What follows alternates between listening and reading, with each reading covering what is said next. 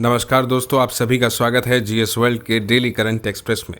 हमारी आज की चर्चा का विषय है सुप्रीम कोर्ट के संविधान पीठ की सुनवाई का सीधा प्रसारण करने का अहम फैसला।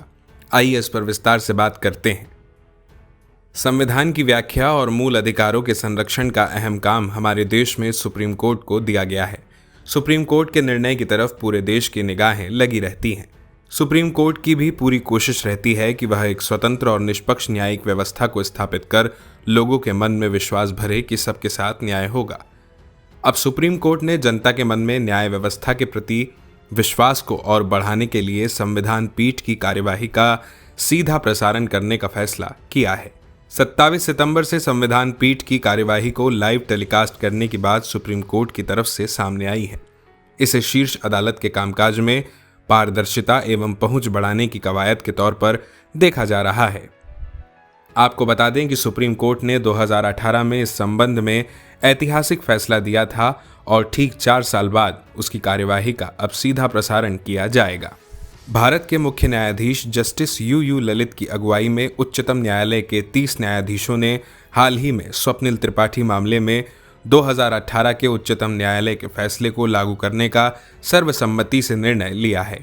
हाल में कार्यकर्ता और वकील इंदिरा जयसिंह ने सीजेआई जस्टिस यू ललित को एक पत्र लिखकर 2018 के फैसले को लागू करने तथा संविधान पीठ के मामलों की सुनवाई का सीधा प्रसारण करने की मांग की थी।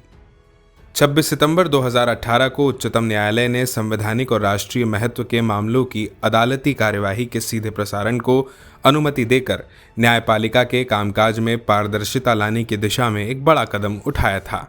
उच्चतम न्यायालय ने कहा था कि वैवाहिक विवादों या यौन शोषण से जुड़े संवेदनशील मामलों की कार्यवाही का सीधा प्रसारण नहीं किया जाना चाहिए। इस पर एक बड़े स्तर पर सहमति भी है। शुरुआत में उच्चतम न्यायालय यूट्यूब के जरिए कार्यवाही का सीधा प्रसारण कर सकता है और बाद में वह अपने सर्वर के जरिए कार्यवाही का सीधा प्रसारण कर सकता है। लोग अपने मोबाइल फोन, लैपटॉप और कंप्यूटर पर बिना किसी बाधा के उच्चतम न्यायालय की कार्यवाही देख सकेंगे। अब बात करते हैं इस खबर पर आधारित महत्वपूर्ण प्रश्न की। प्रश्न है, निम्नलिखित कथनों पर विचार कीजिए। पहला कथन है, सुप्रीम कोर्ट के संविधान पीठ की सुनवाई का सीधा प्रसारण करने का अहम फैसला लिया है। दूसरा कथन है, 26 सितंबर 2018 को सुप्रीम कोर्ट ने संवैधानिक और राष्ट्रीय महत्व के मामलों की अदालती कार्यवाही के सीधे प्रसारण की अनुमति दी थी। ऊपर दिए गए कथनों में से कौन सा या कौन से सही हैं? इसके 4 विकल्प हैं। ए केवल 1, बी केवल 2, सी 1 और 2 दोनों, डी न तो 1 और ना ही 2। इस प्रश्न का सही जवाब देने के लिए आपको कमेंट बॉक्स में कमेंट करना होगा। इसी तरह की महत्वपूर्ण खबरों के लिए देखते रहिए और सब्सक्राइब कीजिए जीएस वर्ल्ड को।